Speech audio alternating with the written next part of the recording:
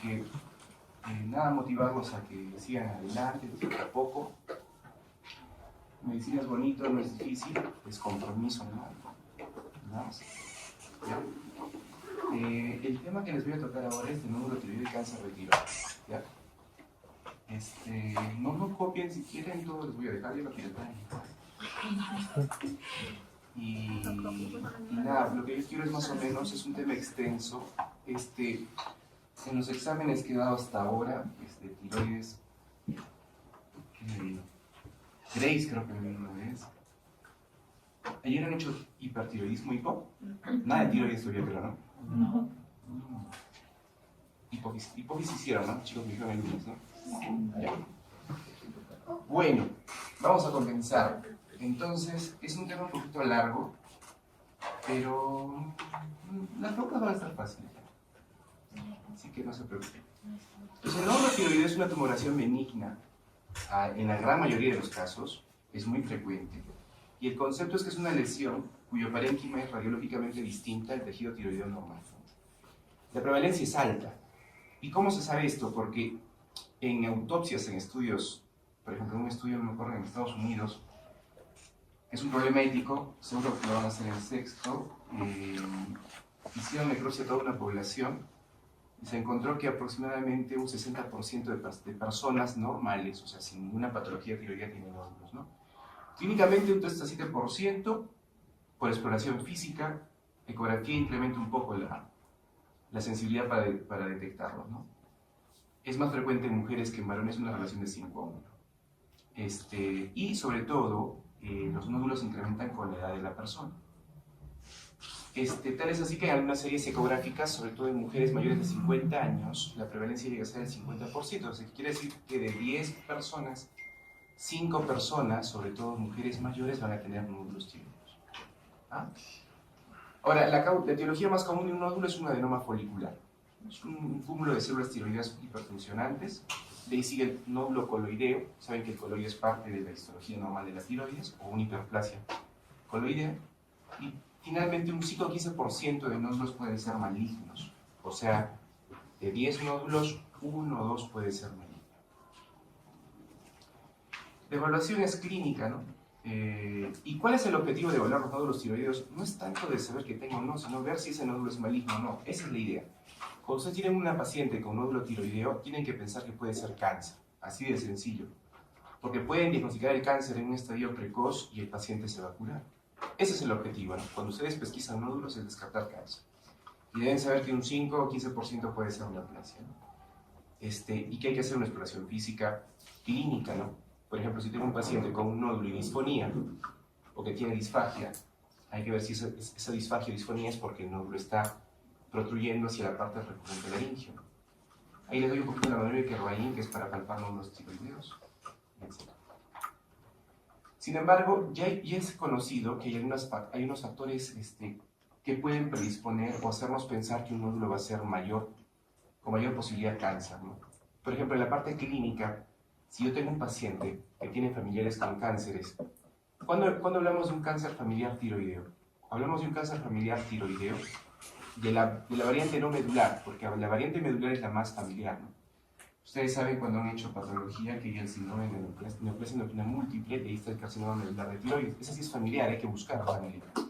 Pero un cáncer tiroideo familiar que no sea medular, cuando tenemos en más de 2 grupos o parientes cercanos cáncer, tenemos que buscar. Por ejemplo, si la abuelita tuvo cáncer y la mamá tiene cáncer de tiroides, es muy probable que la hija tenga un nódulo y cáncer.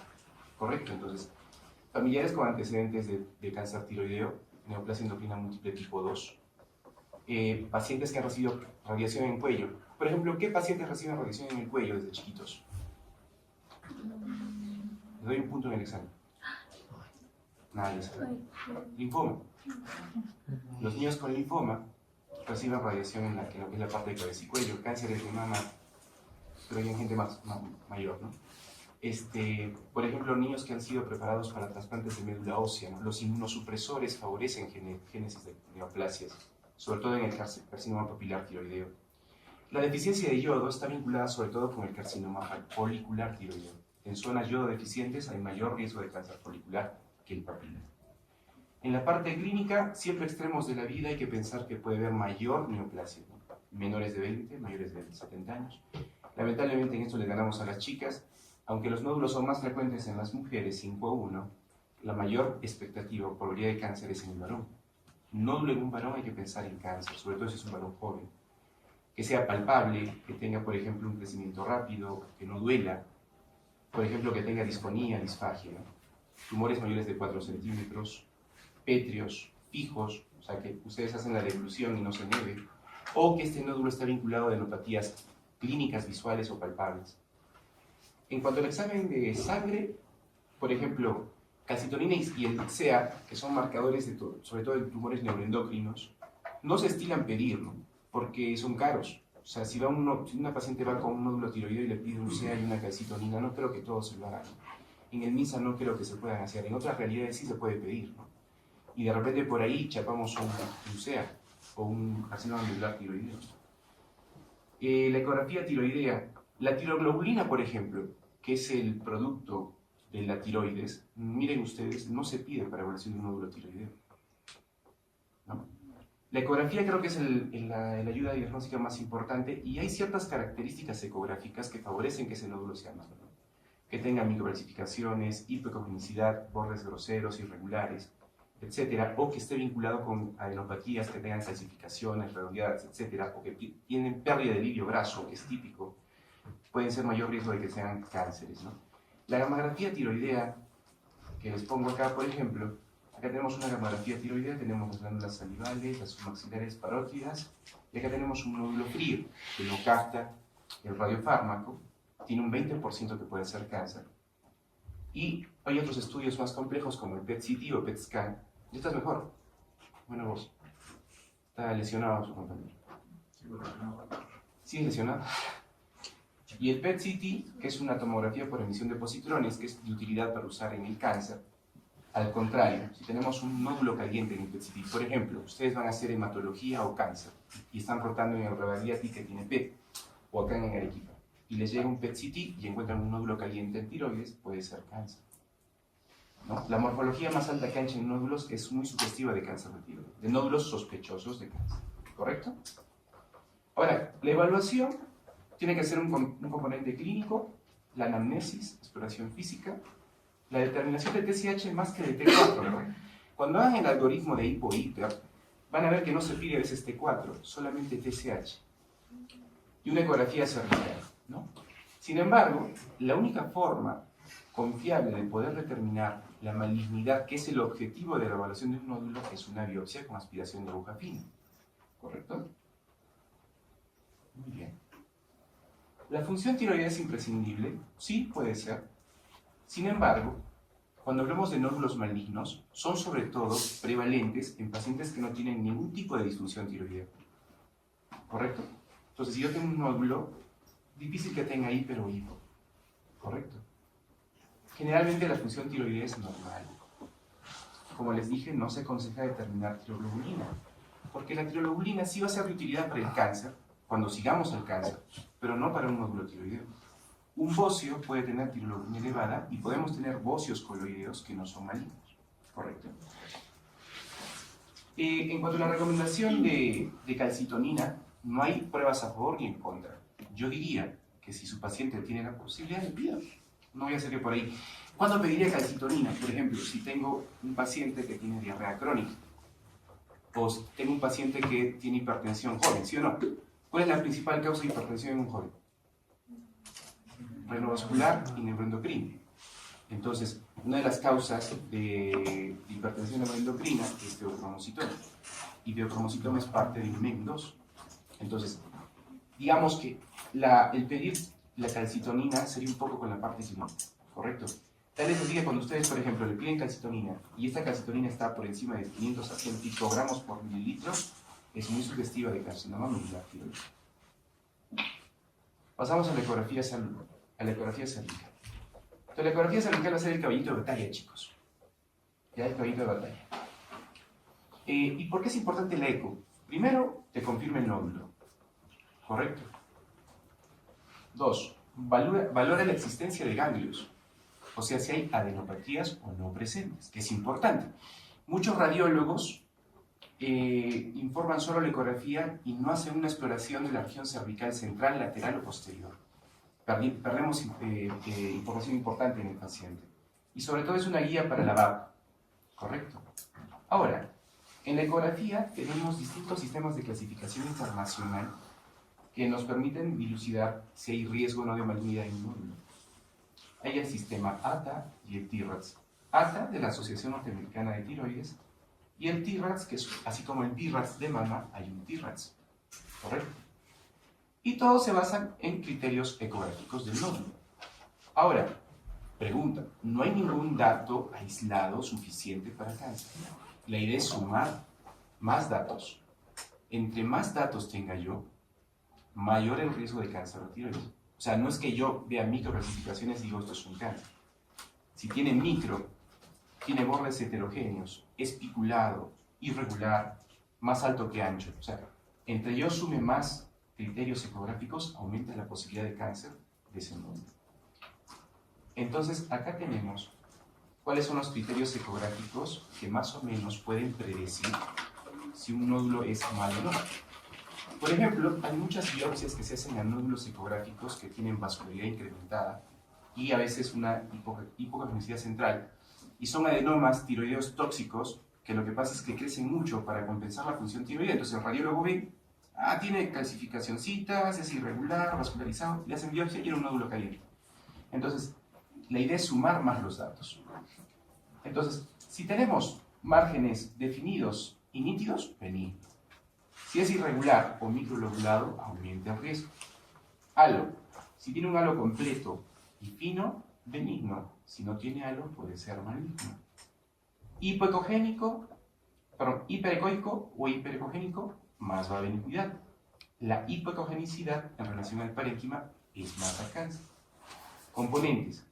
Quístico o mixtos son más de benignos. Cuando son sólidos, son más de malignos. ¿Correcto? Sobre todo si el componente quístico es mayor al 50% del nódulo, va más a benignidad.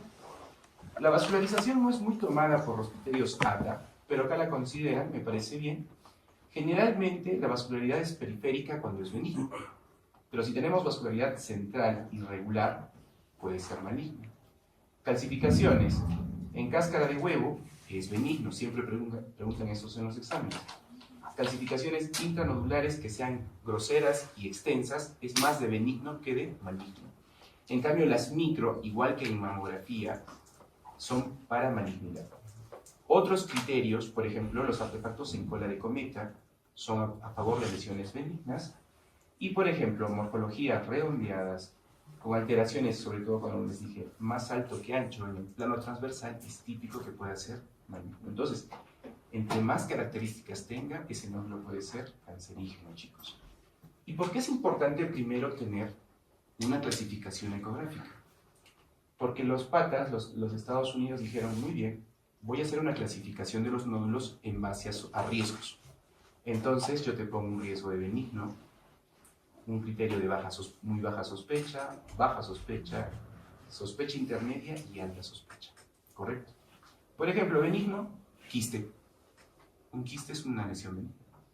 Alta sospecha, por ejemplo, micros, más alto que ancho, extensión extratiroidea, irregular, espiculado. Entonces, la idea es de que un nódulo por criterio ATA de bajo riesgo benigno tiene un riesgo de menos del 1% de cáncer. Y así vamos subiendo. Miren cómo el ATA de alto riesgo tiene un 70-90% de malignidad. Entonces, entre más riesgo tenga el nódulo, mayor riesgo de malignidad. ¿Y por qué es importante? Porque a la derecha va a mandar cuándo hacer el PAP. Si yo les voy a preguntar algo, en este examen va a ser de esta tablita. Claro, estoy avisando. Porque nos han exigido que sea algo clínico. Entonces, la parte clínica es cuando ustedes, cuando estén como médicos generales o haciendo su especialidad, se los voy a pasar, no se preocupen.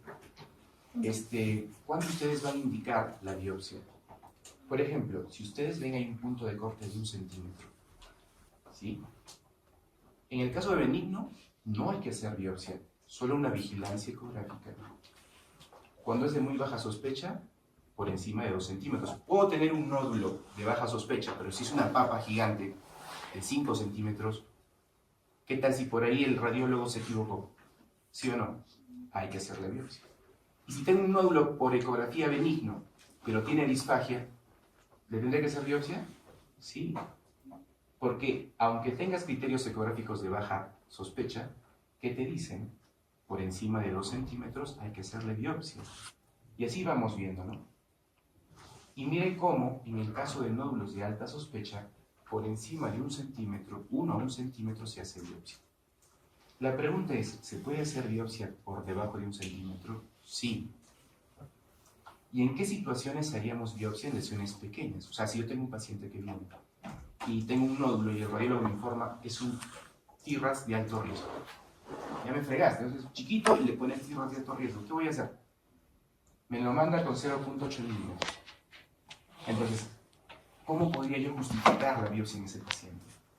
Vamos a ver más adelante que hay otros criterios que podrían ayudar.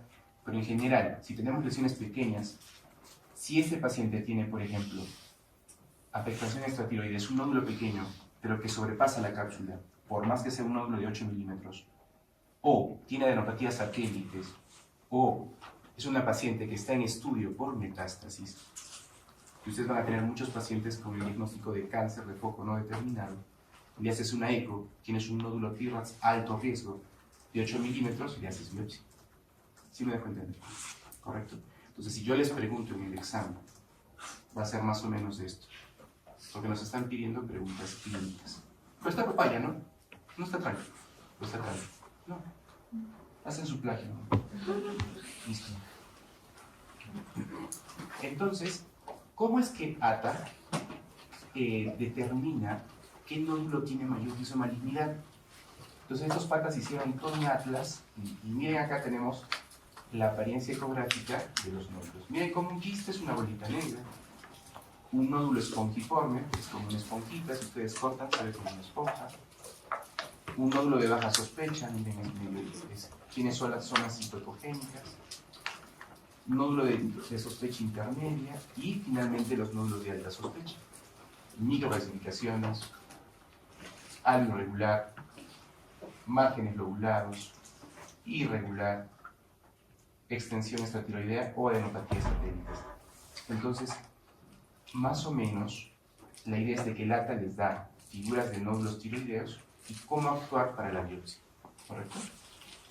Esto es lo mismo del ATA, o sea, este cuadro es en base a este, ¿correcto, chicos? Y acá tenemos un nódulo de baja sospecha, un nódulo espongiforme, miren la vascularización es periférica. Tenemos un nódulo de baja sospecha, igual vascularización periférica, esponjita. Y acá tenemos, por ejemplo, ¿no? Ya un nódulo sólido hipoecogénico, vascularidad central irregular, microclasificaciones, bordes irregulares, algo incompleto. Miren cómo comienza a salirse del borde de la... Miren cómo rompe el borde de la tiroides y sale. Entonces, estos nódulos son agresivos. Entonces, en estos nódulos, si miden menos de 1 centímetro, ¿puedo hacer biopsia? Sí. Se podría hacer biopsia de acuerdo a lo que hemos indicado. Esta es la otra clasificación de nódulos tiroideos. Esta es la Asociación de Radiólogos de Norteamérica, es el TIRAS que les dije. Más o menos, miren cómo ellos nos dan otro punto, aparte del ATA. Ellos dicen, por ejemplo, que si es por encima de 0,5 milímetros solamente seguimiento, ¿no? Y acá están igual los puntos. Y acá, por ejemplo, los europeos hicieron su propio EUTIRAS para molestar, porque complica mucho. Pero es bien parecido, ¿sí? Generalmente nosotros somos más de escuela norteamericana. Ahora, la pregunta es, como les dije, ¿es suficiente el aspecto ecográfico y el tamaño para indicar ustedes como médicos una biopsia a su paciente? A veces sí, a veces no. Hay situaciones clínicas que pueden reforzar o debilitar la indicación de una VAP en un paciente. Por ejemplo, ¿no? Si yo tengo factores de riesgo, como hemos dicho, el sexo masculino es de riesgo, la edad, extremos de la vida, sobre todo jóvenes, nódulos solitarios o síntomas compresivos, o historia de cáncer medular de tiroides. O sea, si yo tengo una paciente que su mamá tiene MEN y tiene un nódulo ATA de alto riesgo, y mide 0,8 milímetros, le tengo que hacer biopsia, ¿no? Por más que la guía me diga, solo puedes hacer por encima de 1 centímetro, yo diría, no, a ver, yo le puedo hacer, ¿por qué? Porque tengo, a ver, es un paciente que tiene clínica de medular, tiene antecedentes previos de medular, para mí es cáncer, ¿sí? Factores genéticos, síndromes monogénicos, o historia de, como les dije, ¿se acuerdan? Más de dos líneas familiares de cáncer, o elevación de la calcitonina. Por ejemplo, el paciente viene referido de oncología, y oncología le pidió calcitonina y está alta, correcto, ¿no? O, como les dije, ¿no? Una captación de FDG o MIDI, que también es una gamografía. El MIDI es un medicamento que también lleva liquidar, pero sobre todo el FDG. Entonces, si yo tengo un nódulo con estas características, independientemente de la ecografía o el tamaño, de repente puedo hacer la biopsia también. ¿Correcto? Miren cómo la TSH fuera de rangos, o sea, una TSH alta o baja, no indica primero hacer una biopsia, primero hay que hacer una gamografía. Esto lo van a ver bien cuando hagan hiper. Cuando hagan hiper, van a ver que en el algoritmo diagnóstico del hiper, primero se pide TSH. Si la TSH está suprimida, tienen que ver qué tipo de enfermedad es un Graves, es un nódulo tóxico, es un Plumber, etc. Solamente en esos casos, primero se hace gamografía o pruebas de sangre y no está indicada la biopsia, ¿ya?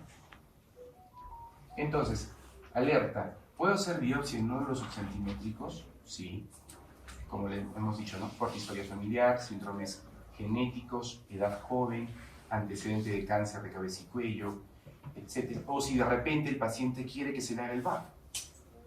Porque yo le puedo decir al paciente, ¿sabes qué? Y ese es un punto a favor, porque por ejemplo, hay gente que ustedes van a manejar que de repente vive lejos y se les puede perder, ¿no? Gente que por ejemplo vive en la Sierra de Arequipa, en Cayoma. Entonces, yo le digo, ¿usted regresará a su evaluación? No creo, mejor le hago la biopsia. Y salimos de dudas. Y si era bueno, chao. Si era cáncer, te opero. Sí me dejo. Sin embargo, la mayoría de los pacientes con nódulos subcentimétricos pueden ser observados por ecografía.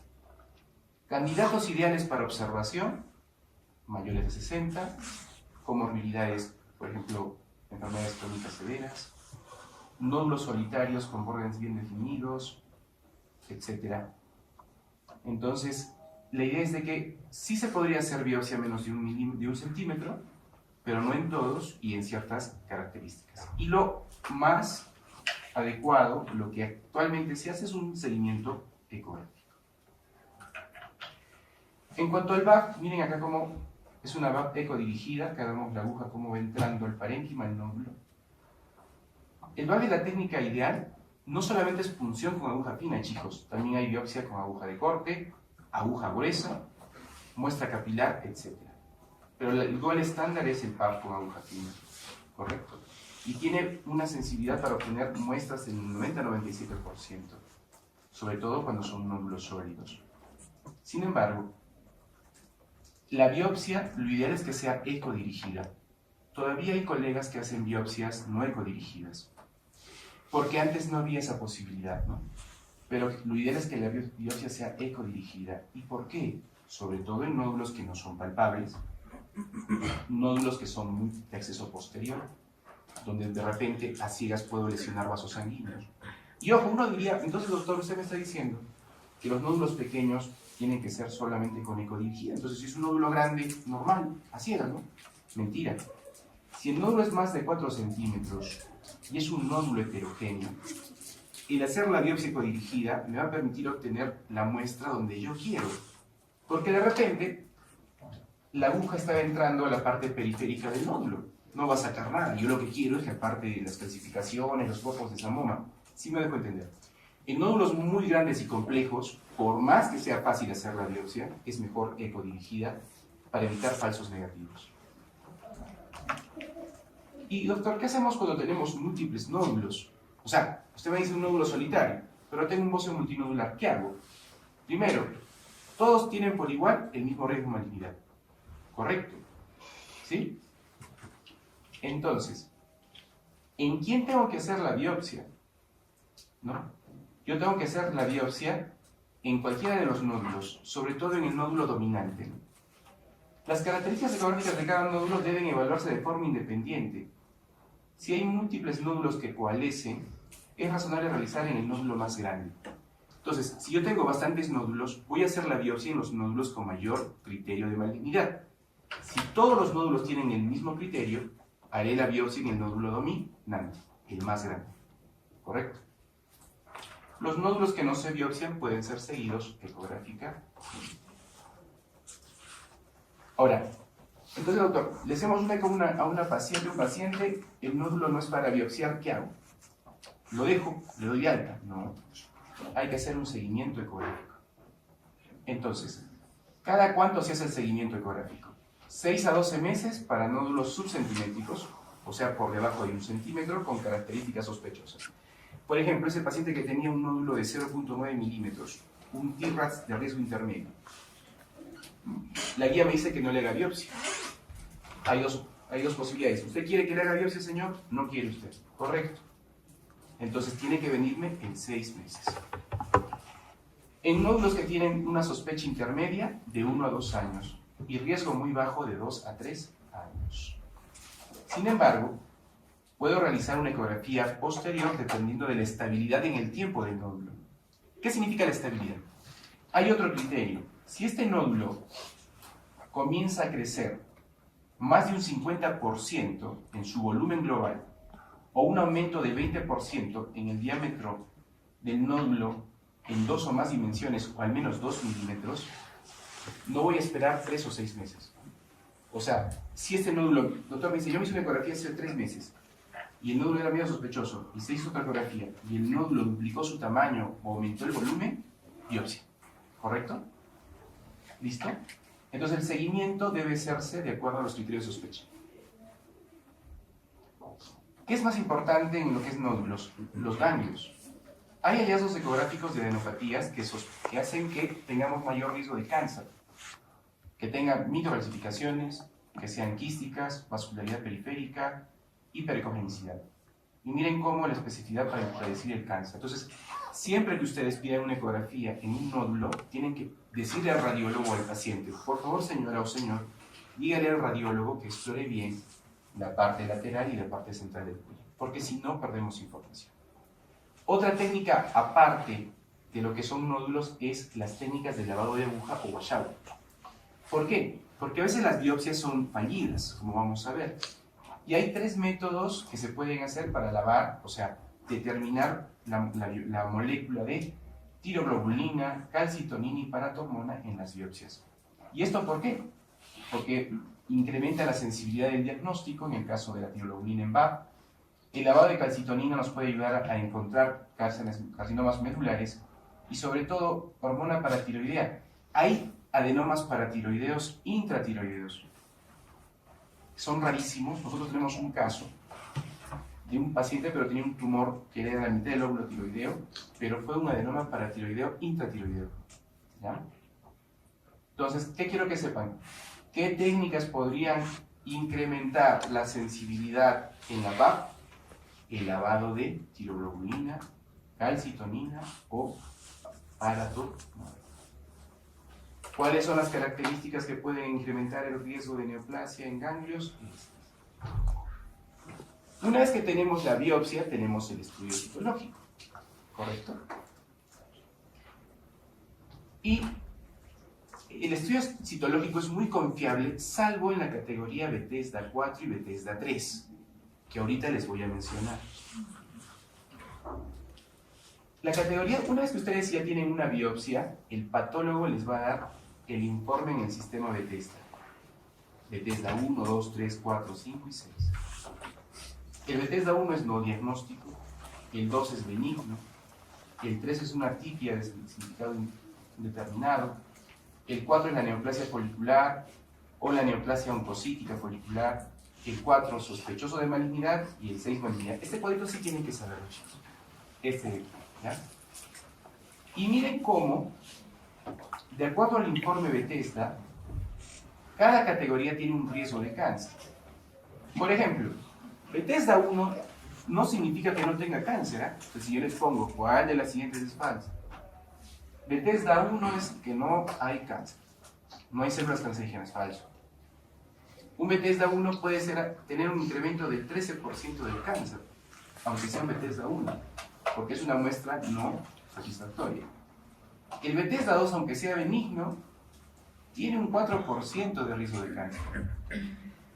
Y así el grado 3 y 4 incrementan más o menos de 30 al 50%. El grado 5 en el 83% y el grado 6 sí o sí es cáncer. Entonces, ¿cuál es el limbo? El limbo es estos dos. Por eso es que acá dice, ¿no? En el Bethesda 4.3, en el caso de lesiones foliculares, la lesión folicular es bien parecida a un tejido sano. La única forma de discriminar que una lesión folicular sea un carcinoma folicular tiroideo es objetivando por histología que la lesión comprometa vasos o comience a salirse de la cápsula tiroidea. Entonces, para resumir un poquito, tenemos un nódulo tiroideo. Primero pedimos TSH y T4. No, solo TSH y ecografía. Si la TSH es baja, es un hiper, entonces no lo biopsio. Le hago una gamografía tiroidea. Esto lo van a ver en hipertiroidismo. Pero si la TSH es normal o alta, tengo que ver si este nódulo tiene criterios de VAP o no tiene criterios de VAP. Si no tiene criterios de VAP, es un ATA de bajo riesgo, hago seguimiento ecográfico, cada año, 2, como hemos visto. Sin embargo, si se le ha hecho biopsia, Bethesda nos da 6 alternativas. Bethesda 1, no diagnóstico. Por ejemplo, les van a informar muestra por sangre hemática o insuficiente. ¿Qué se hace en estos casos? Hay que repetir la biopsia. Y si se hizo la biopsia a ojo cerrado, hay que hacerla con ecografía. Si el Bethesda es benigno, seguimiento ecográfico. Si el Bethesda es 3, es el limbo, que está un poco raro, ¿qué hacemos? Repetir la biopsia. Algunos indicaban hemitiroidectomía, porque la única forma de diferenciar la parte folicular benigna de un cáncer es viendo en el corte histológico el compromiso de vasos o compromiso de la cápsula. ¿Correcto? Si la VAP vuelve a salir en Bethesda 3, hay que volver a hacer la biopsia. Pero vamos a ver cómo se está abordando este Bethesda 3 a continuación. El Bethesda 4, como es casi el 80% de cáncer, de frente le hacemos una hemitiroidectomía para el diagnóstico definitivo. Y si es un Bethesda 5 y 6, tiroidectomía total. ¿Correcto? Entonces Bethesda nos permite a nosotros hacer una conducta para la cirugía o no del paciente. Si ustedes ven, este es el sistema de Bethesda y solamente les quería mostrar que el Bethesda 2 incluye, por ejemplo, tiroiditis linfocítica, tiroiditis granulomatosa, tiroiditis aguda, Graves, etc. Es una patología benigna. ¿Ya? Entonces, ¿qué hacer si yo tengo un Bethesda 1? ¿Qué hago? O sea, repito el VAP y la hago ecodirigida. ¿Por qué? Una biopsia no diagnóstica es porque la citología no es adecuada. No es porque no informe nada.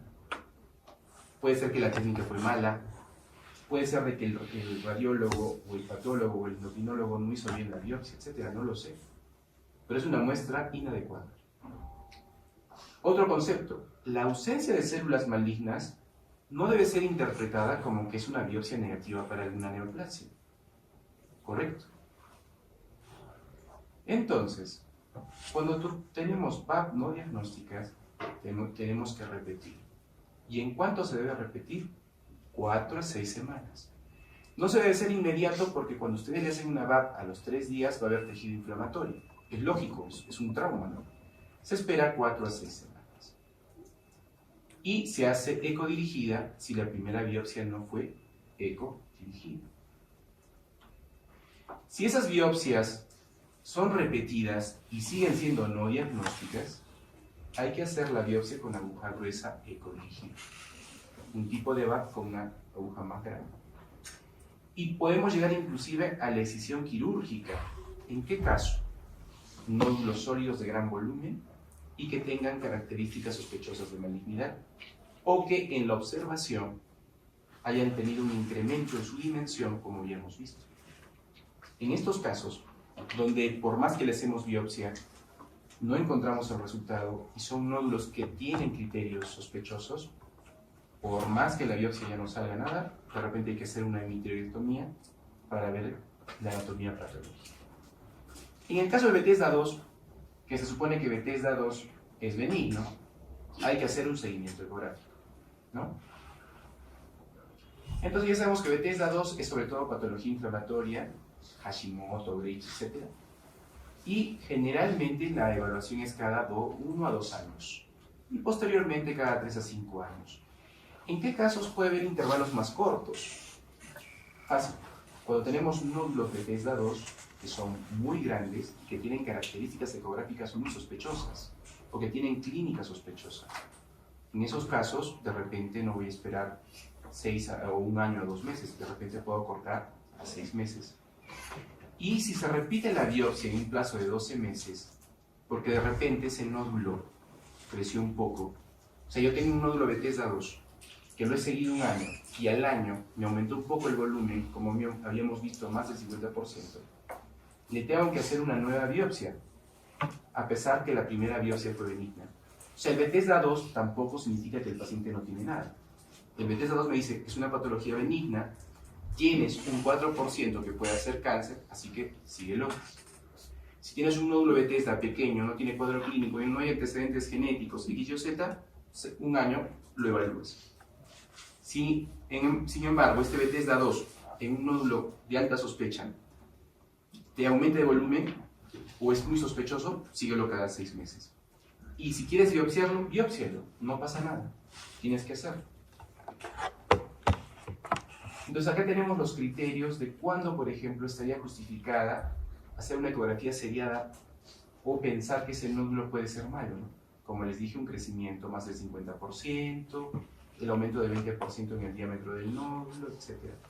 Que aparezcan características malignas, por ejemplo, microcalcificaciones o tumores irregulares, o clínica, ¿no? Disfagia, disfonía. Caballeros, hay que seguirlo más de cerca y de repente biopsia. Si se reaspira un nódulo, o sea, si ese nódulo lo vuelvo a biopsiar y la segunda citología es benigna, ya no es necesaria la evaluación ecográfica porque ya no habría riesgo de malignidad. O sea, si yo tengo 2 biopsias en Bethesda 2, suficiente. ¿Ya? Ahora, estos nódulos Bethesda 2 o benignos sintomáticos, ¿qué tengo que hacer para los nódulos sintomáticos? ¿Los dejo ahí? ¿Les doy levotiroxina? ¿Qué hago?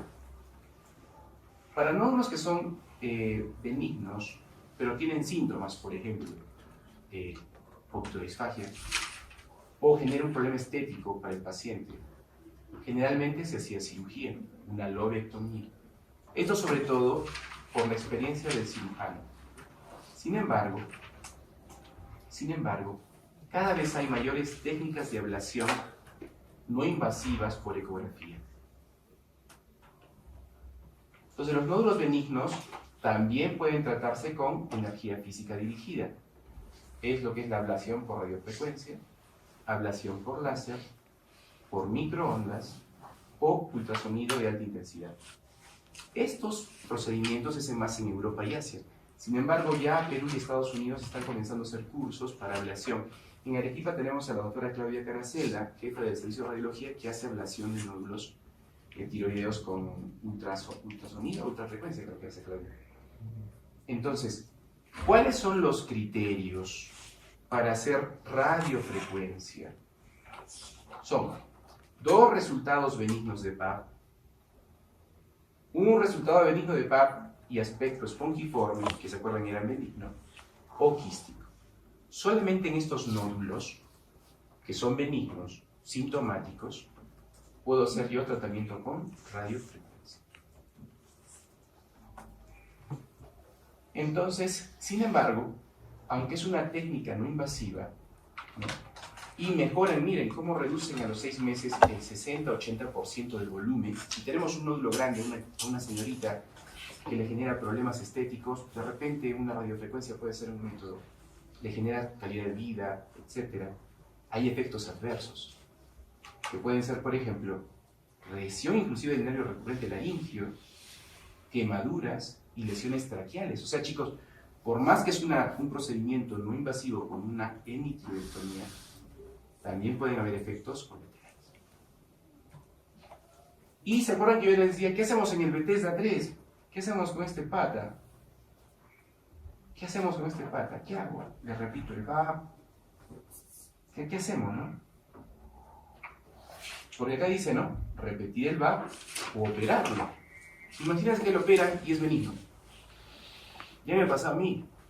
Lo he hecho operar y benigno, me dio pena. Una cirugía que la predispone a hipotiroidismo, problemas de calcio, por más que sea en mí, también hay esa complicación. ¿Qué hacemos? Entonces, chicos, cuando tenemos Bethesda 3, que son la zona gris, hay ahorita lo que son pruebas moleculares, test moleculares. Por ejemplo, si usted tiene en la biopsia resultados de células oncocíticas, atipia nuclear o sospecha de neoplasia folicular, ¿correcto? Y si fue, por ejemplo, una biopsia, ¿no? Si la biopsia fue inicialmente negativa y usted puede hacerle test moleculares, se hacen test moleculares. Y hay test moleculares que pueden permitir diferenciar si ese nódulo es más cancerígeno o menos cancerígeno. Y así se va haciendo, ¿no? Si tengo la TSH subnormal, si no, repito la biopsia en 6 a 12 semanas, ¿no? En el caso de Bethesda 3, hay que repetir. Le haces la biopsia, sale Bethesda 3, la repites en 6 a 12 semanas, o si tienes platita, en Lima, no sé si creo que en Neoplásica ya están comenzando a hacer esta modalidad de acá, haces test moleculares. Y estos test moleculares, si te salen positivos, puede ser desde tiroidectomía a lobectomía, dependiendo de las mutaciones que encuentren. O sea, ¿cuál sería la ventaja de hacer test molecular?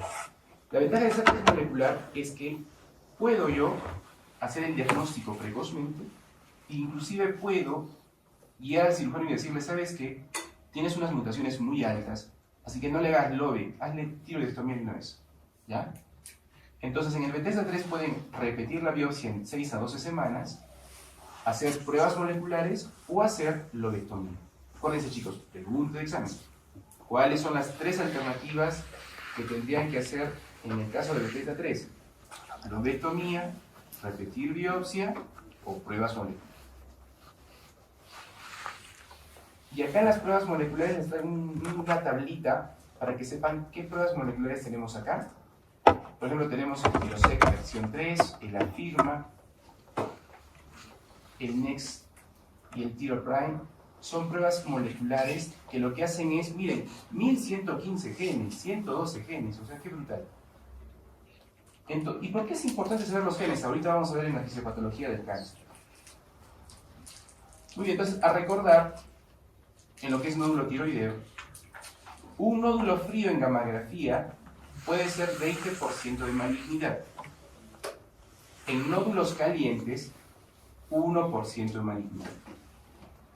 Los pacientes con múltiples nódulos por encima de 1 centímetro deben ser individualizados y manejados como nódulos solitarios y valorar el riesgo de biopsia.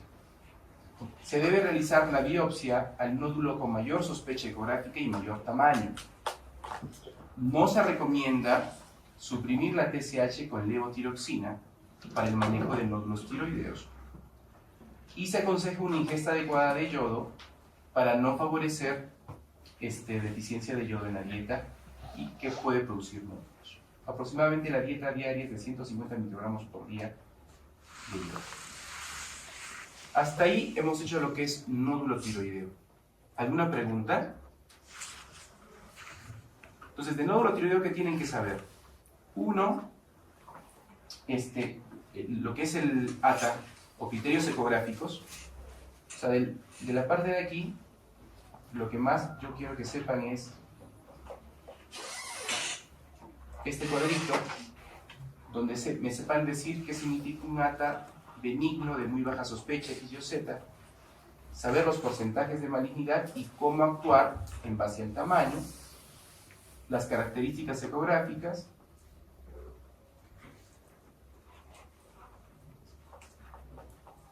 lo que es el sistema Bethesda y el algoritmo de diagnóstico. ¿Sí? Lo que es manejo de nódulos, sí, no tanto. Bueno. Y el Bethesda 3, que bueno, he tratado de que se tome un poco. Listo. Vamos a pasar ahora a lo que es cáncer de tiroides, ¿no? En lo que es cáncer de tiroides, chicos, este es un cuadrito que nos dice muy sencillamente la clasificación de las neoplasias tiroideas, ¿no? Los tumores de tiroides pueden ser tumores dependientes del epitelio, y ahí en el epitelio, que es la porción del parénquima, tenemos tumores de células foliculares, tumores de las células C o parafoliculares, ¿verdad? O tumores mixtos.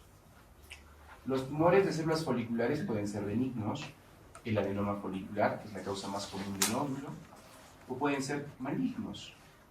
Y estos malignos pueden ser bien diferenciados, donde tenemos al papilar folicular y una variante pobremente diferenciada, y tenemos los indiferenciados o el anaplásicos.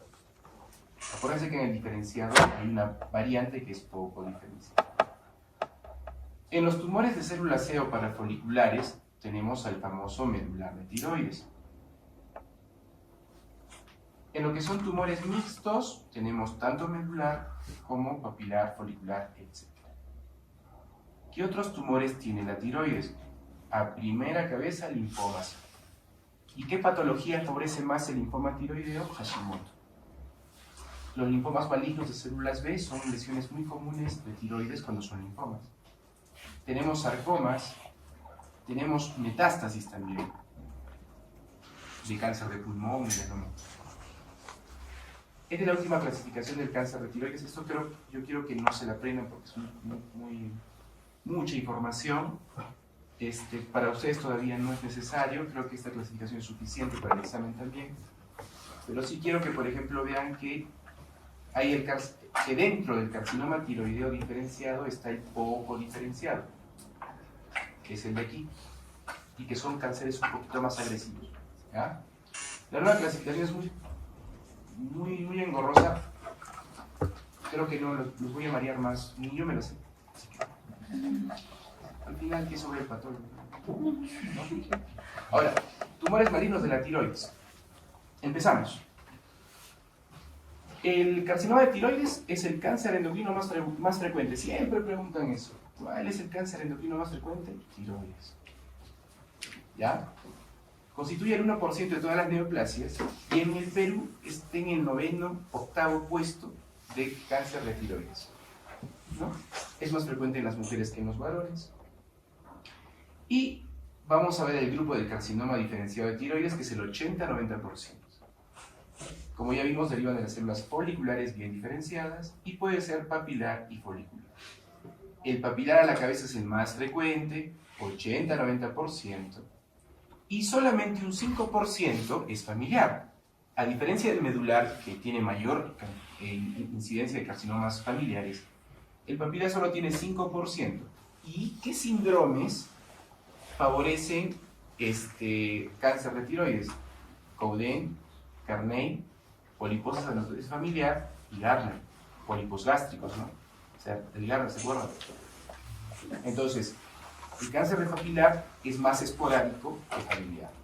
El folicular es el 10-20%, el medular es el 5%, el anaplásico menos del 5%, el linfoma tiroideo menos del 5%, sobre todo el linfoma B de células grandes, ¿no? Sobre todo en mujeres mayores que han padecido Hashimoto y que tienen anti-TPO positivos.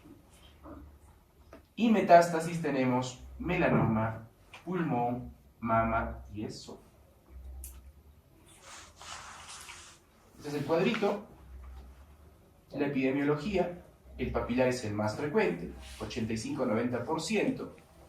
Es de presentación bimodal, hay una presentación alta entre 20, 30, 40 años y otra a partir de los 50 años.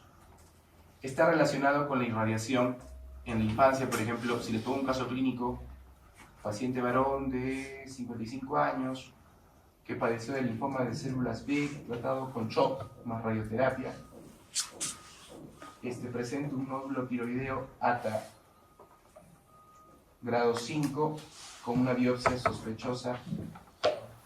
¿Qué carcinoma esperaría encontrar? Papila. ¿Correcto? Derivado del epitelio folicular, etc., ¿no? Tiene los cuerpos de Samoma, que es típico del carcinoma papilar de tiroides. Es un crecimiento lento, correcto, y le gusta ir más por vía linfática. El papilar va más por vía linfática. El marcador tumoral, tiroglobulina y anticuerpos antitiroglobulina. Tratamiento con yodo sí, el mejor pronóstico. De ahí le sigue el folicular, 5-10%, correcto.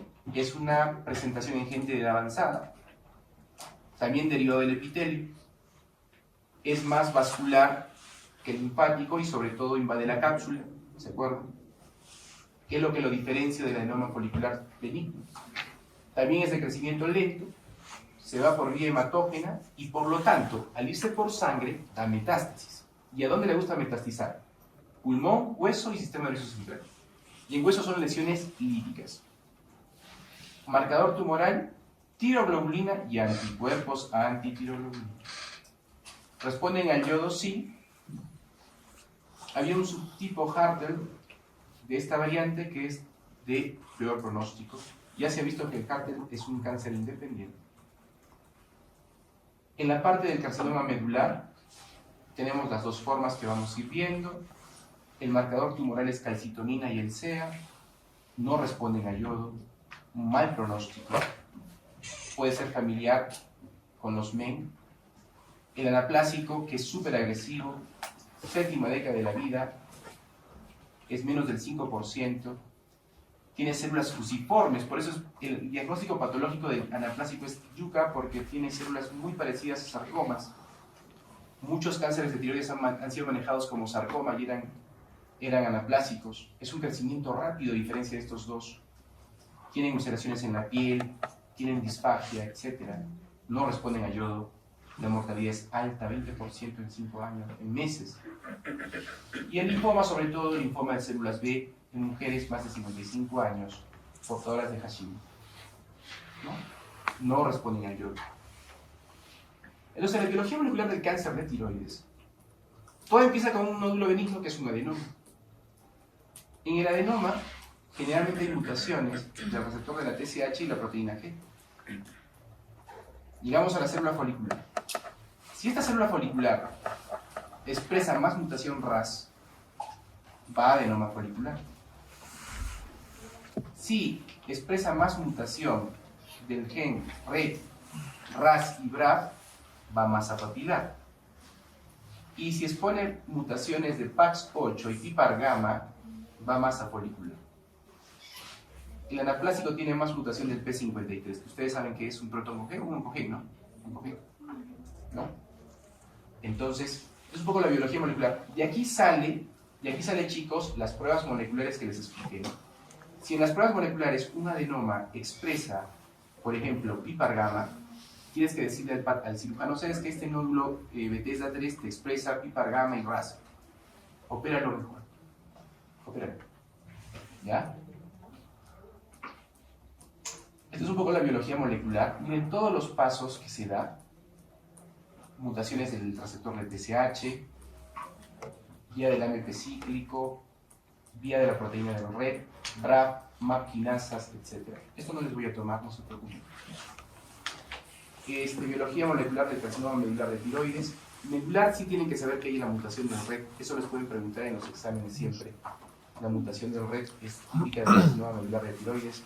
Pero miren cómo que hay mutaciones de la vía JAK, del fosfodinositol 3 quinasa, de la vía del RAS, BRAF, MEK, mTOR, etc.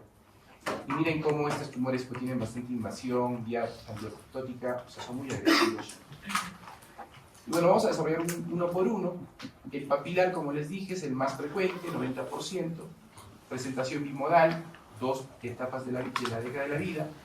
Más frecuente en áreas yodo suficientes. Siempre preguntan eso. El papilar es más frecuente en áreas donde tienen buena nivel de yodo. Es más frecuente en mujeres, 3:1, correcto, aunque ya a partir de los 75 años se equipara tanto en varones y en mujeres, y está relacionado con la irradiación cervical y generalmente se presenta como lesiones multifocales. Crecimiento lento, le gusta ir sobre todo a ganglios linfáticos, es raro que vaya por sangre. El pronóstico depende de la edad del paciente, el estadiaje, compromiso ganglionar, correcto, y si hay metástasis, es obvio. Todo cáncer va a depender del tamaño inicial del tumor, va a depender de si hay compromiso de ganglios o metástasis. Y más o menos en el 50% de carcinomas papilares hay mutaciones del gen BRAF. Y cuando hay mutaciones del BRAF es peor el pronóstico, porque lo hace más metastásico, más invasión extratiroidea. El papilar de tiroides, lo típico, tiene papilas y tiene los cuerpos de samoma. ¿Se acuerdan de la de citología, no? Histopato. Los cuerpos de samoma, aunque es raro, es patognomónico. Pero también hay cuerpos de samoma, por ejemplo, en hiperprolactina, en adenomas que producen prolactina, en otros tumores también hay cuerpos de samoma. Pero en tiroides, si ven samoma, es papila. El folicular, miren cómo en la fotito la única forma de diferenciar el folicular es cuando hay ruptura de la cápsula. Por eso es que es importante que para el Bethesda, donde es un Bethesda 3 folicular, y tú no puedes diferenciar si es un adenoma benigno de un carcinoma folicular, la única forma es hacer una biopsia, pero ya sabemos que hay técnicas moleculares, ¿verdad? El folicular es menos prevalente que el papilar, 5 o 10%, a diferencia del papilar, este sí está producido en áreas yodo deficientes. ¿Ustedes saben por qué Cotahuasi se llama Cotahuasi? Pregunta, les doy un punto más en el examen. ¿Saben por qué? ¿De dónde viene Coto? Coto es conejo, no, peruano. Cuevita, no, Coto es bocio. Coto es bocio. En Perú, Cotahuasi era una zona endémica de bocio. Mis profesores tenían un doctor muy antiguo que nos hacía el concepto del bocio esporádico. El concepto de bocio esporádico era, lo vinculaban mucho con la ingesta de alimentos que eran ricos en yodo. Col, apio y esas cosas. Por eso, no sé si en TikTok les dicen, si tienes la tiroides no debes de comer apio y esas cosas. Es mentira. Lo que pasa es de que en esas zonas no hay yodo, y si no hay yodo, no se produce ¿qué? Hormona tiroidea. Si no se produce hormona tiroidea, ¿qué sube en la sangre? TSH. ¿Y qué hace la TSH? Estimula la tiroides a que crezca. Entonces estimula a las células foliculares a que sean hiperplásicas. Por eso es que el folicular es de alta incidencia en áreas yododeficientes. Y es así que en Colombia también encuentran un área yododeficiente.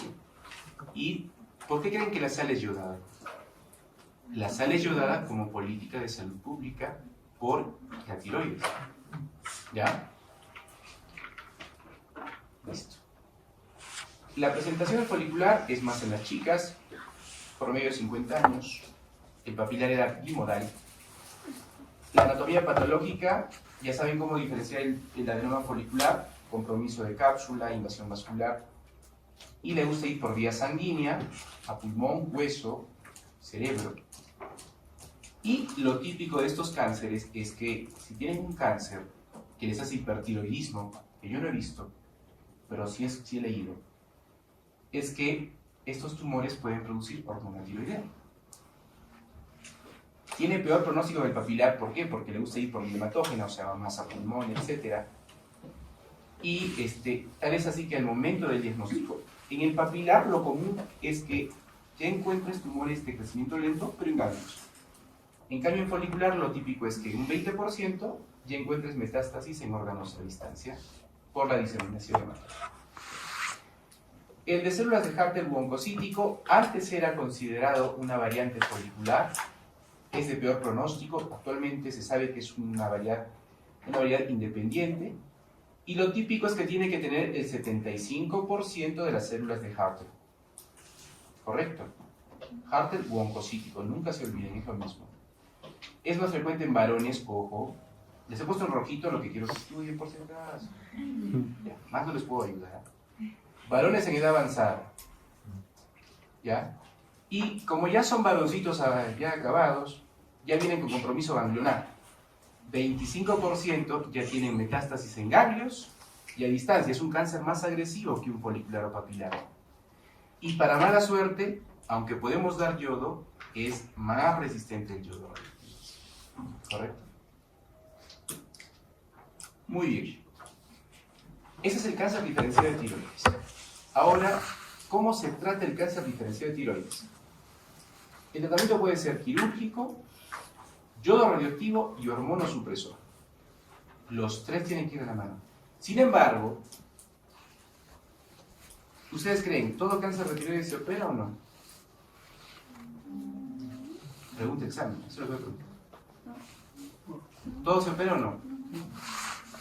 Ya, todos dicen que sí o no. No, ya vamos a ver por qué. A mi idea la diapositiva, mejor no les... Ya, mentira. Entonces, el carcinoma diferencial de tiroides, el tratamiento inicial es cirugía generalmente. Sí, en un 99%. En Perú yo creo que sí. Pero vamos a ver que en 1% y en otras realidades puede ser que no. Entonces, ante una biopsia con malignidad Bethesda 4 o 5, perdón, 5 o 6, ¿verdad? Ahí dicen que es ya cáncer, ¿verdad? El tratamiento quirúrgico de lesiones de la tiroidectomía total. ¿Correcto? Si tenemos un paciente que se hizo una lobectomía diagnóstica, por ejemplo, tiene un Bethesda 3, donde se repitió la biopsia en 2 oportunidades o 3 y sigue saliendo indeterminada y no podemos hacer test moleculares, ¿se acuerdan? Que se puede hacer lobectomía. Si este paciente se hizo una lobectomía y salió que era un cáncer, se debe de complementar con una tiroidectomía complementaria. Sin embargo, se ha visto que actualmente la tiroidectomía total no es la elección en el 100% de casos y que fácilmente se podría tratar a un paciente con una hemitiroidectomía. Y acá están las indicaciones cuándo hacer una hemi y cuándo no hacerla. Por ejemplo, en el carcinoma papilar, ¿cuándo podría ser una hemi? Primero, menor de 45 años, tumor menor de 4 centímetros, que sea un tumor único de un solo lado, que no tenga compromiso extratiroideo ni vascular ni linfático, no haya metástasis, que sea una variante encapsulada, o sea que esté bien delimitado, que no tenga necrosis ni atipia y que sea una fórmula clásica no agresiva, que es un papilar bien diferenciado. Si yo tengo un paciente con un carcinoma papilar bien diferenciado, pequeñito por ecografía, puedo hacer una lobectomía tranquilamente. En el caso del folicular, también la edad, menos de 45 años, el tamaño también es lo mismo, muy parecido. Pero acuérdense que el folicular, si hay angioinvasión, o sea, si en la muestra de patología el patólogo les pone que hay compromiso en 5 vasos sanguíneos, posiblemente este paciente ya tenga micrometástasis, entonces es preferible no hemitiroidectomía. Entonces, acá les pongo más o menos criterios de cuándo ustedes podrían aconsejar o no a hacer una hemi o no. Al final esta decisión la tiene el cirujano de cabeza y cuello, ¿verdad? Pero sí nosotros tenemos que saber esto porque a veces nos van a consultar los pacientes. Ahora, ¿cuándo hacer linfadenectomía? Porque la idea es que si yo sé que tengo un cáncer que tiene compromiso ganglionar, debo saber si tengo que hacer una linfadenectomía central o lateral. Y decirles que, por ejemplo, ¿no? La linfadenectomía lateral y cervical, o central, perdón, y lateral, no se realizan ya de forma rutinaria. Yo me acuerdo que cuando yo era en la medicina nuclear, porque yo soy médico nuclear y endocrino, yo cuando estaba haciendo medicina nuclear, todos les hacían compromisos, o sea, todos hacían tiroidectomía total y grupo 6, que es el grupo de acá, toditos. Y yo creo que era mejor, pero bueno. Porque yo veía bastante paciente, pero ahora no, ahora los cirujanos ya no tocan, ¿no? Porque ya no se hace la linfadenectomía como una forma profiláctica, ¿no? Y, por ejemplo, sí deberíamos realizar las linfadenectomías dependiendo de que si yo tengo un ganglio macroscópico, si yo tengo un ganglio grande, pétreo, duro, que por eco es metástasis, sobre todo que es papilar, sí tengo que hacerlo por la linfadenectomía, ¿no? Si tengo un nódulo tiroideo y tengo un ganglio en el grupo 3, caballeros, tengo que hacer disección del grupo 3. Ahora, ¿en qué casos debo considerar la linfadenectomía profiláctica? Porque también se puede hacer profiláctica, sobre todo en el compartimiento central, como se hacía antes. Igual, ¿cuándo hacerla? Si el paciente es muy joven o muy mayor. ¿Por qué? Porque son factores de riesgo de recurrencia. Si son múltiples tumores, porque tiene mucha posibilidad de tener metástasis. Si el tumor es un estadio 3 a 4, si tiene extensión extratiroidea o compromiso ganglionar lateral, si es una variante histológica agresiva, por ejemplo, si es un Hartel, o es un tumor del conducto tirogloso, sí hay que hacer disección central. Cánceres del conducto tirogloso son raros. Yo la otra vez tenía un cáncer en un caballerito que tenía una persistencia del conducto tirogloso, se hizo un nódulo acá central, le hice una gamografía, se veía, lo operó una amiga y ha salido cáncer de conducto tirogloso, cáncer papilar en el conducto tirogloso. Son raros, ¿no? Primera vez que yo he visto en mi vida. Igual hemos dado yodo radioactivo. ¿Listo? Entonces, primero concepto, la linfadenectomía no es profiláctica, salvo ciertas circunstancias. Hay criterios para hacer hemitiroidectomía, hay criterios para hacer linfadenectomía profiláctica. ¿Listo? Ahora, ¿qué clasifica? Una vez que ustedes operan al paciente, los que van a ser cirujanos de cabeza y cuello operan a su paciente, y los que van a ser patólogos van a revisar la lámina y lo que van a hacer es informar en base al estadiaje de la octava edición. Estamos actualmente en la octava edición de la AJCC, que es la de cáncer a nivel de Estados Unidos. Y más o menos les pongo acá, el TNM no les voy a tomar porque es muy intenso, no vale la pena que lo sepan, no creo que tampoco les pregunten en el examen, pero para que ustedes conozcan que manejamos actualmente la octava edición. Acá tienen las características de los T, de los N y de los M. Y lo que sí quiero que sepan, por ejemplo, es que para el punto de corte en edad es 55 años. Por debajo de 55 años solo hay dos estadios, 1 y 2, acuérdense. Y por encima de 55 sí están los 4 estadiajes, ¿no?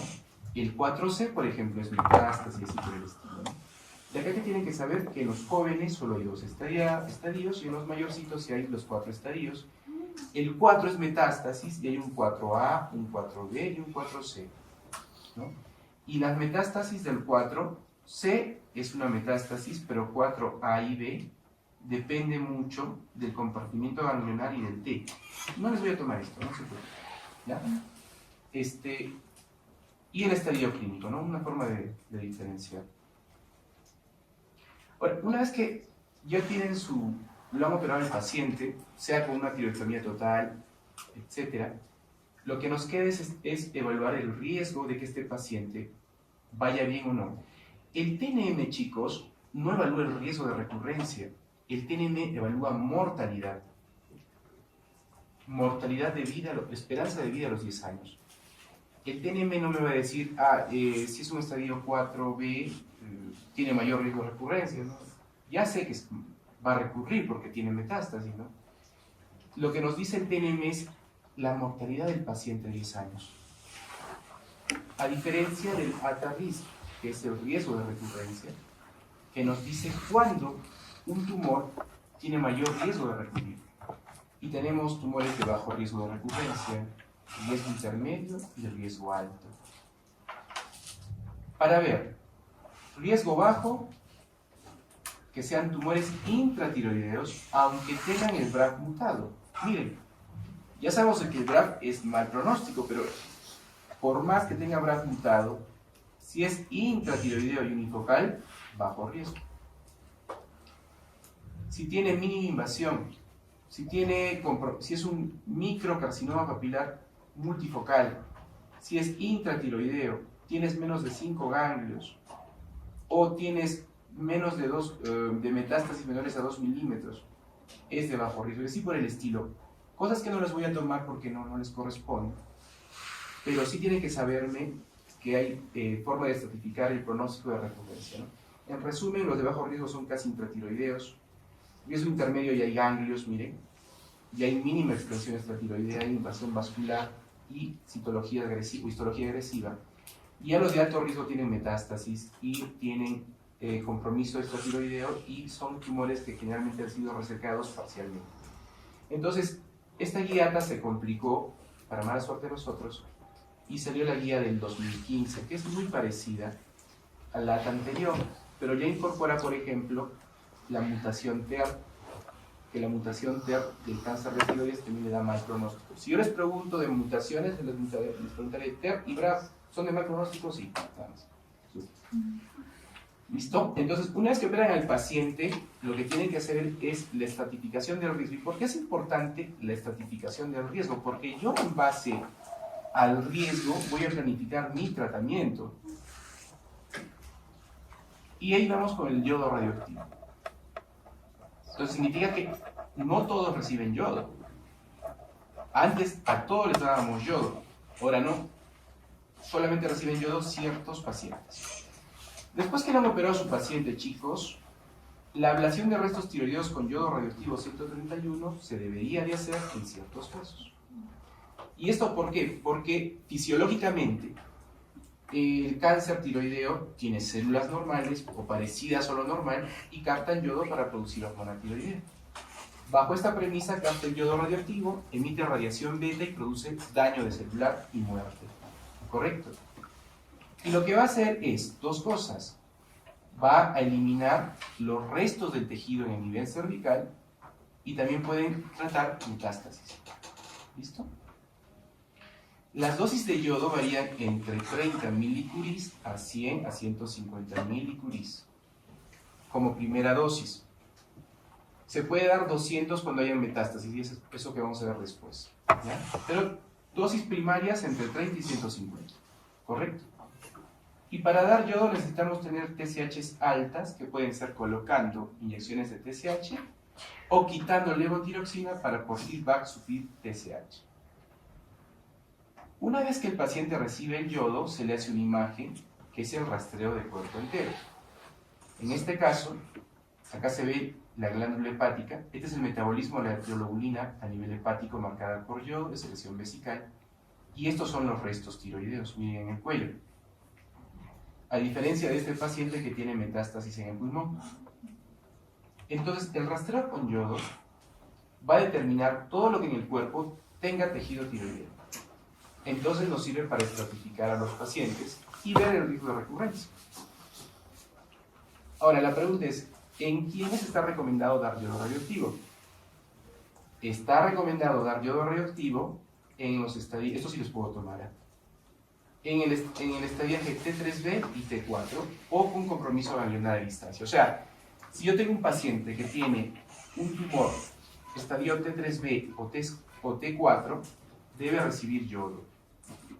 En pacientes con estadio clínico T1 o T2, o sea, tumores menores de 4 centímetros sin extensión extratiroidea y sin histología agresiva, no deberíamos dar yodo radioactivo. Y tampoco se da el yodo si le sacó la mitad. ¿Por qué no le daría yodo si le sacó solo la mitad?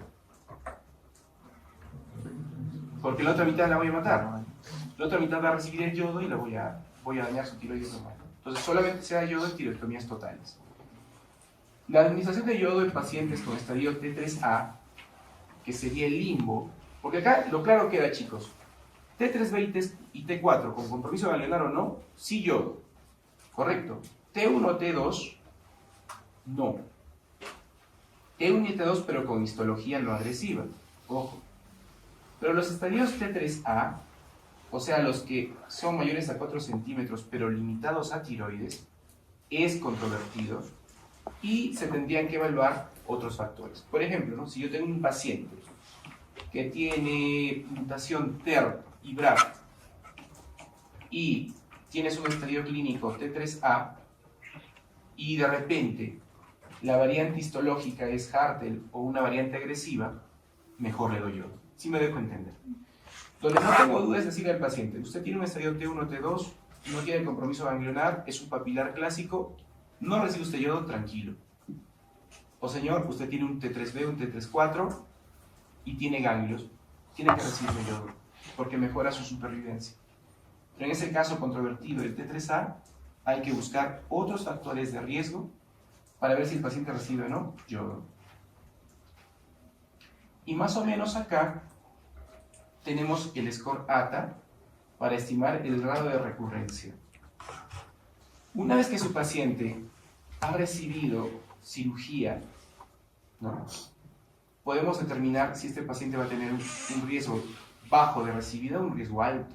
Y ustedes, por ejemplo, miren acá, si tengo una variante clásica encapsulada, tiene mejor pronóstico que aquel que tiene invasión vascular en mayor a 4 vasos.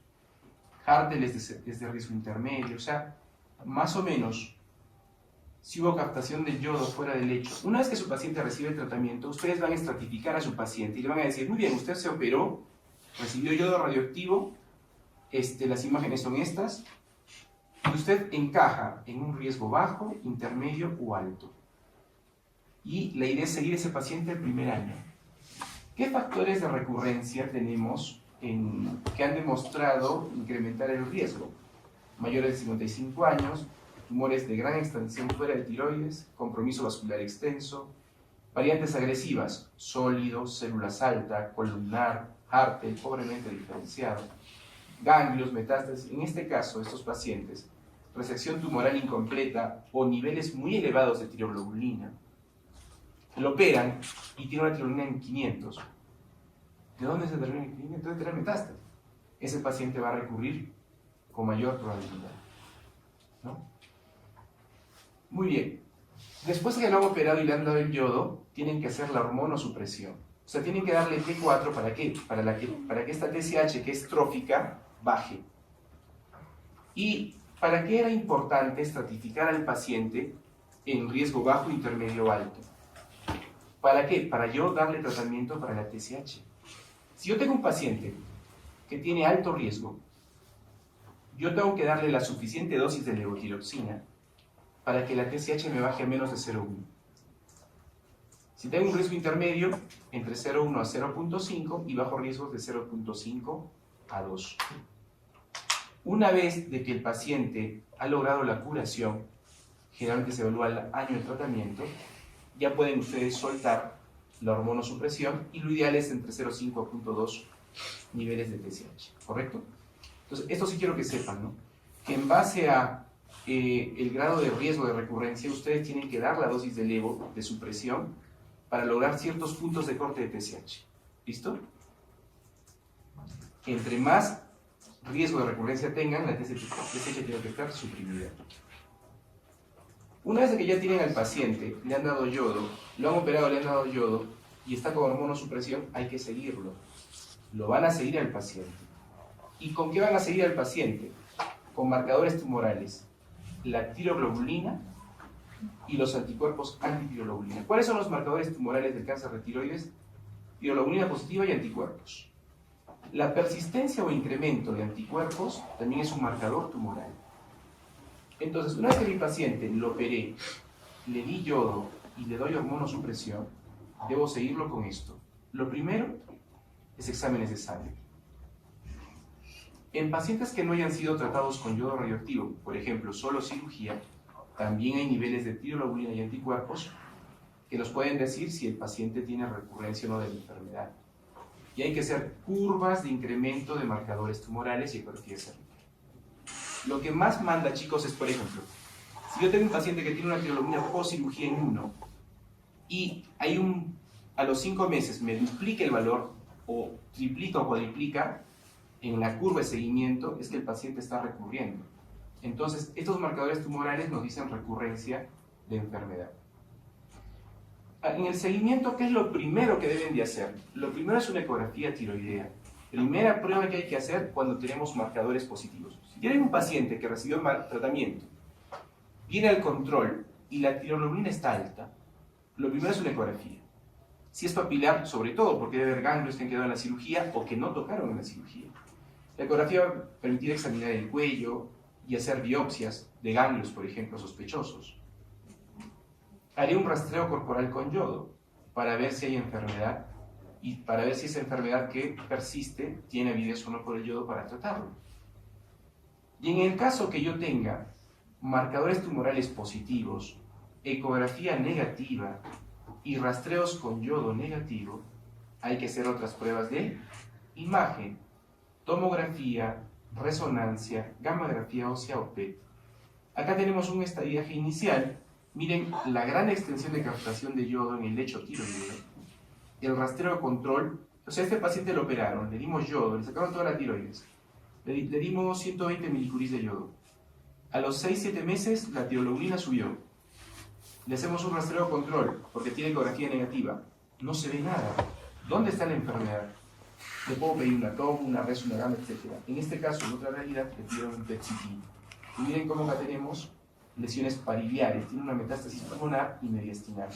Entonces la idea, chicos, es cómo sigo a mi paciente. Primero ecografía, primero marcadores tumorales, ecografía y rastreo.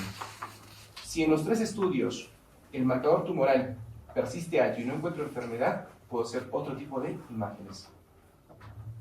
Y este cuadrito nos dice sobre todo cuáles son los puntos de corte del marcador tumoral que ustedes tienen que tener para clasificar al paciente. Si yo tengo un paciente que recibió tratamiento por cáncer de tiroides, puedo tener 4 tipos de respuesta. Una respuesta excelente, una respuesta indeterminada, bioquímica incompleta o estructural incompleta. ¿Qué significa excelente? Que tanto el marcador tumoral como estructuralmente el paciente no tiene enfermedad. Y acá tenemos valores, ¿no? Valor de tiroglobulina no estimulada, o sea, que el paciente está tomando levotiroxina para TSHs bajas por debajo de 0.2 nanogramos por mililitro, o valores por debajo de 1 nanogramo por mililitro cuando es estimulado, o que no detecte anticuerpos y que no tenga imágenes. O sea, un respondedor excelente es que no tiene enfermedad bioquímica ni estructural. En cambio, el respondedor intermedio tiene, por ejemplo, el marcador tumoral entre 0,2 y 1, o 1 y 10, pero la curva de tiroglobulina o anticuerpos han sido estables y los estudios de imágenes son negativos, no puedo decir mucho. El incompleto tiene tiroglobulina alta y la estructural incompleta tiene metástasis, por ejemplo, ósea, pulmonar, etc. Este es en el caso de un paciente que ha sido sometido a tiroidectomía total con yodo. Pero hay pacientes que han sido sometidos a tiroidectomía total sin yodo o a solamente lobectomía. Y acá miren cómo varían los puntos de corte, chicos. Para pacientes que no han recibido yodo, por ejemplo, el punto de corte se mantiene igual, 0.2. Pero para pacientes que han sido solamente con lobectomía, sin yodo, sin nada, se puede esperar valores de 30 nanogramos por mililitro. ¿Ya? ¿Listo? Y es así que, por ejemplo, en base al tipo de respondedor pasado el año de tratamiento, o sea, ya una vez que pasó un año y ustedes reclasifican al paciente como un respondedor excelente o etcétera, ya sueltan la hormonosupresión. Si tengo un paciente con respuesta excelente, pasó un año o 2, no hay enfermedad, ya no tengo que suprimir con TSH. Si es una respuesta indeterminada, tengo que mantener la TSH entre 0,5,1, bioquímica incompleta entre 0,5,1, pero miren ustedes, los pacientes que al año tienen enfermedad, tengo que continuar con supresión de TSH. ¿Listo? Entonces, para un poquito resumir, ¿cómo hacemos el seguimiento? Tratamiento inicial puede ser tiroidectomía total, con yodo y hormonosupresión. Veo marcadores tumorales. Si son negativos, está bien. Si son positivos, tengo que hacer ecografía. Si la ecografía es normal, hago un rastreo. Si la ecografía encuentra una lesión sospechosa, hago primero biopsia. Si la lesión es positiva para metástasis, reopero al paciente. Si el paciente, por ejemplo, si es un rastreo y es positivo, ya identifiqué dónde está la enfermedad, pero si el paciente se hace un rastreo corporal total y es negativo, tengo que seguir buscando enfermedad con otros estudios. Otras opciones de tratamiento de enfermedad persistentes. Por ejemplo, si yo tengo un paciente que no me responde 1 año, 2 años y tengo enfermedad, si yo encontré que la enfermedad es en ganglios, ¿qué hago? Cirugía. Y después puedo dar yodo. Sin embargo, si tengo pacientes en los que el riesgo quirúrgico es alto o no quieran operarse, por ejemplo, si en un paciente que encuentro enfermedad en el cuello y me dice, doctor, no me quiero operar, pues es un paciente que tiene alto riesgo cardiovascular y no se quiere operar, puedo hacer tratamiento local. Podemos inyectar, por ejemplo, etanol o hacer ablación de radiofrecuencia en ganglios metastásicos. Ojo.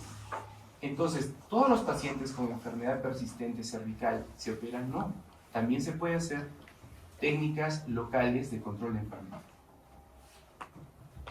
Es diferente el caso si son enfermedades metastásicas, ¿no? Si es metastásica, por ejemplo, si es una metástasis ósea, se puede operar.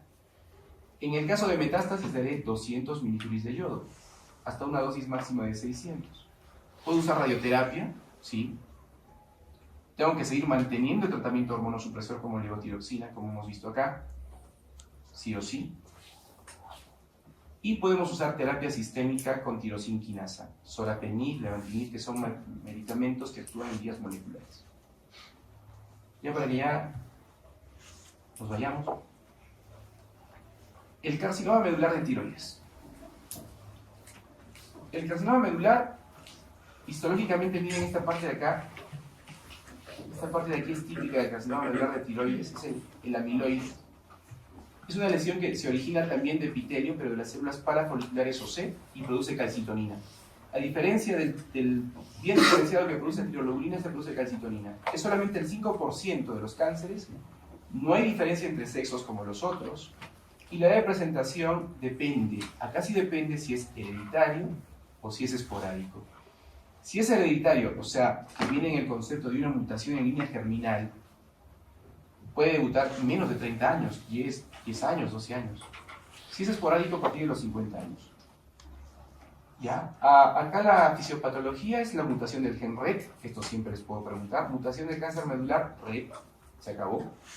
Eso siempre les preguntan.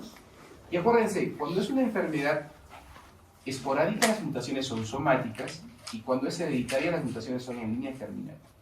La gran mayoría de los cánceres medulares son esporádicos, ¿correcto? Lamentablemente, el 70% tienen nódulos palpables con metástasis al diagnóstico, se le gusta irse mucho a los ganglios, ¿correcto? Y ojo, a diferencia de los otros cánceres de tiroides, pueden haber síntomas distintos de la parte local, o sea, no solamente puede haber disfagia, disfonía, puede haber diarrea, sofocos, etc.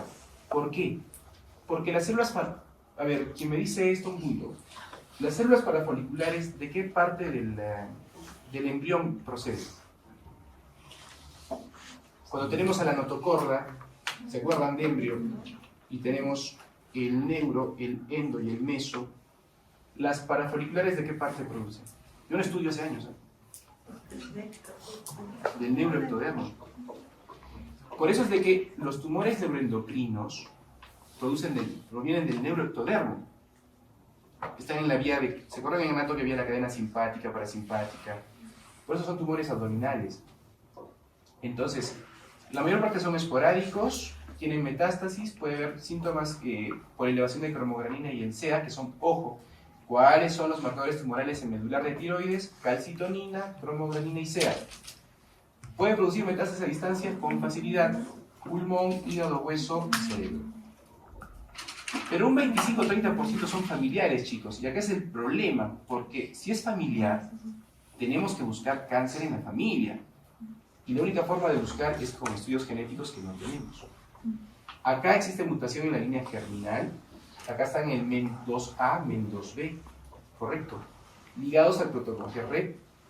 Son lesiones generalmente bilaterales y multicéntricas. Cuando hay mutaciones, chicos, son lesiones en bastantes sitios. Hay una lesión preneoplásica que es hiperplasia de las células parafoliculares. Y lamentablemente tenemos que buscar en la familia mutaciones del gen.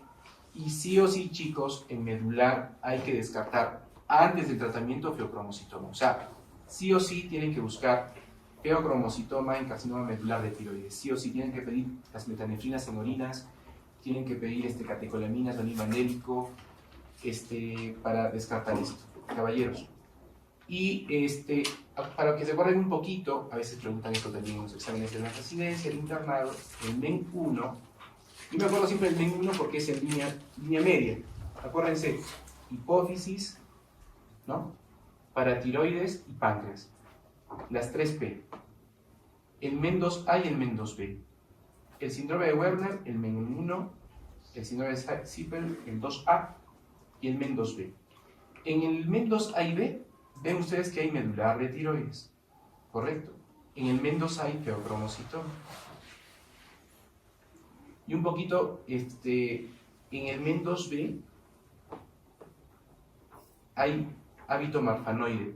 El MEN 2B tiene un hábito marfanoide, miren cómo marfan, escoliótico, pie cabo. Y lo típico, chicos, tienen neurinomas en la lengua. Siempre en los tumores tiroideos hay que ver la lengua, sobre todo cuando hay diarrea, diarrea crónica, baja de peso. Tienen que ver la lengua buscando los neurinomas, el paladar invertido. Y son pacientes que tienen dolor abdominal crónico porque tienen alteraciones en la inervación del colon, tienen dólico megacolon. Ya, esto para que no se olviden un poquito. Y el diagnóstico es por ecografía y lo típico es el amiloide. ¿Qué se encuentra típicamente en medular? Amiloide. El diagnóstico va calcitonina plasmática, se acabó. Histológicamente amiloide, ojo, por más que yo tenga muestras que son típicas de papilar o folicular, si yo encuentro amiloide, tengo que buscar medular. O sea, el patólogo tiene que buscar medular.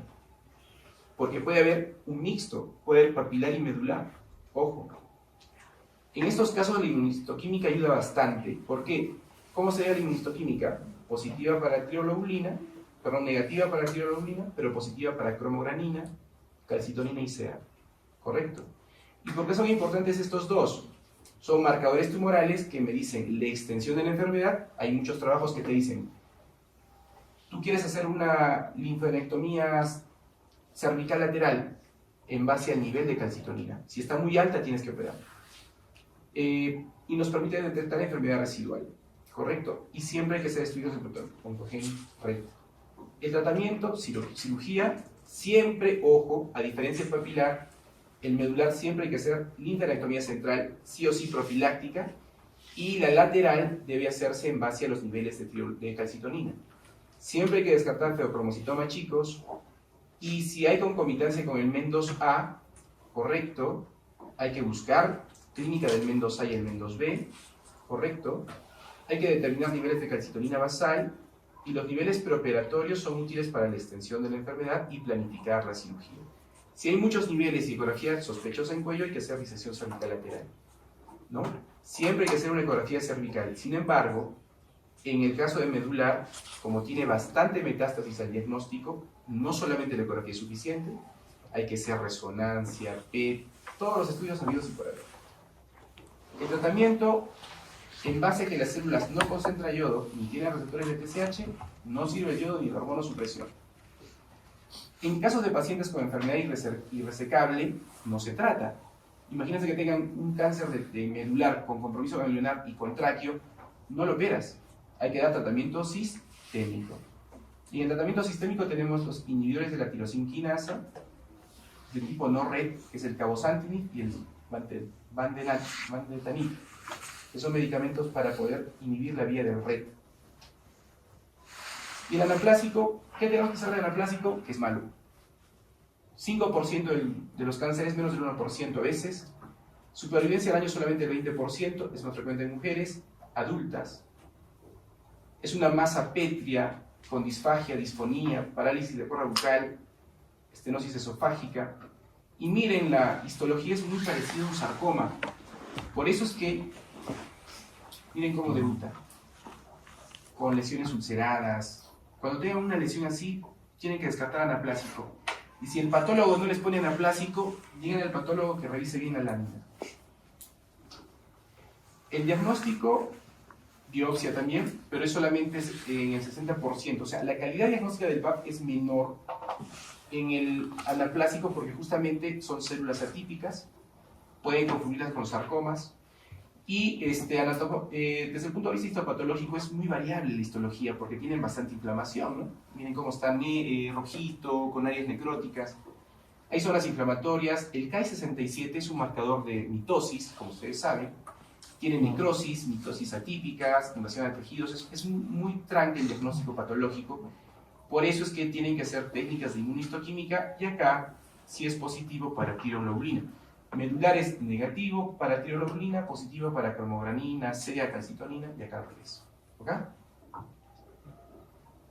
Tratamiento no se recomienda, es de la cirugía. Lo más que se pueda sacar de tumor, pero cuando ya tienes compromiso ganglionar o de vía respiratoria, a veces ya no hay que operar porque puedes lesionar. Se puede dar medicamentos anticuerpos moleculares con quimio y radioterapia, el trafenib, trametinib, que son medicamentos moleculares. No, el yodo no actúa, y tampoco la hormonosupresión. La hormonosupresión solamente es para el carcinoma diferenciado de tiroides.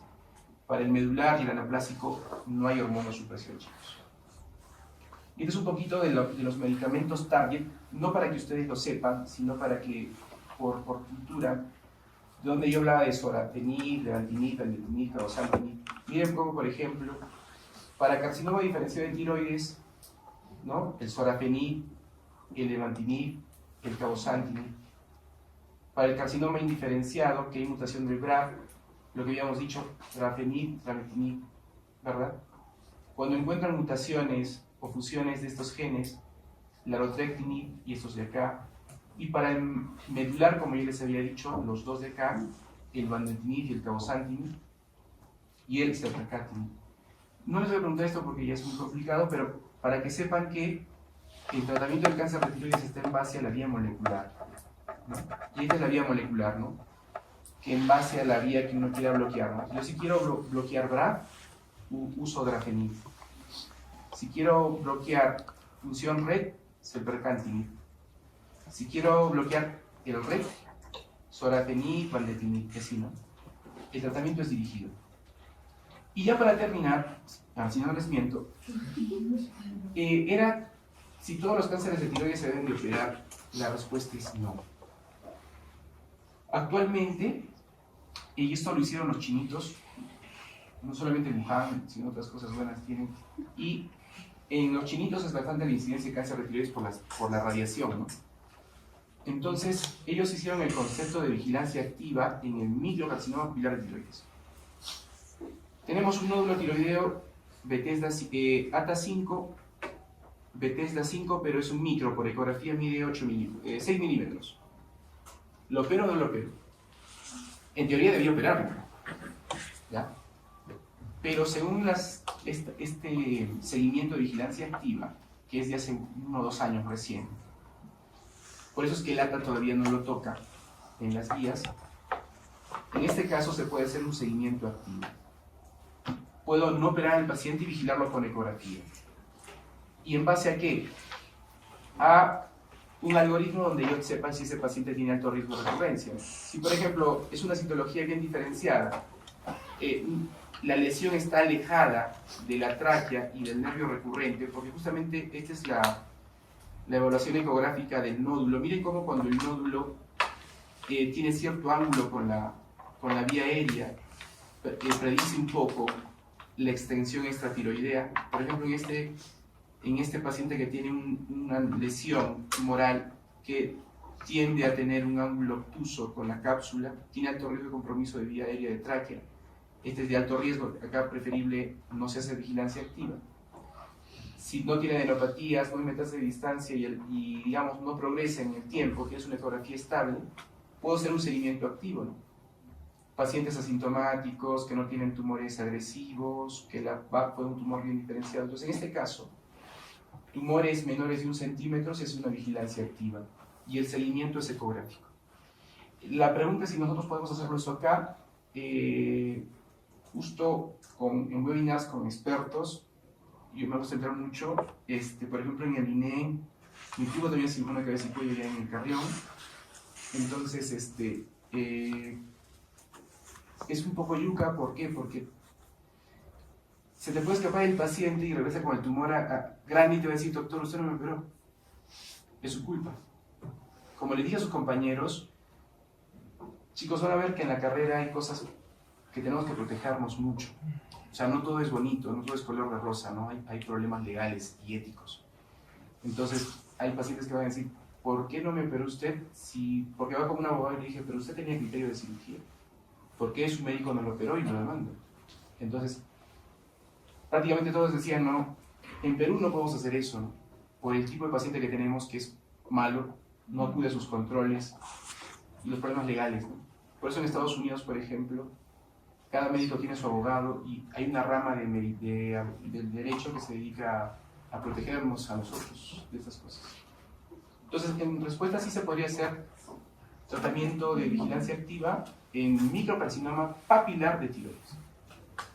¿No? Entonces, ¿se operan todos? Yo creo que no. En el caso del micropapilar tiroideo, solo se puede vigilar dependiendo de ciertas características clínicas ecográficas del VAP y de la ECO. Y nada más. No sé si eso les pregunten porque todavía en las guías actuales lo están tratando de meter, pero no sé. Claro que, ¿ya? ¿Alguna pregunta que tengan?